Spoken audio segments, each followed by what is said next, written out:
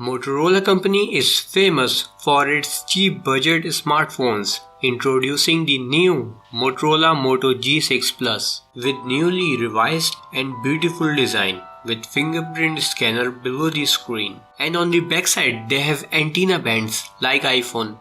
And the most interesting feature about this phone is its dual 13 megapixel rear facing camera with dual LED and dual tone flash with aperture 1.6, which will produce nice shallow depth of field with blurred background. And on the front it has wide angle 8 megapixel front camera. On the display side it has 5.5 inches of IPS LCD screen with pixel density of 450 pixels per inch, 64 GB and 128 GB of storage capacity.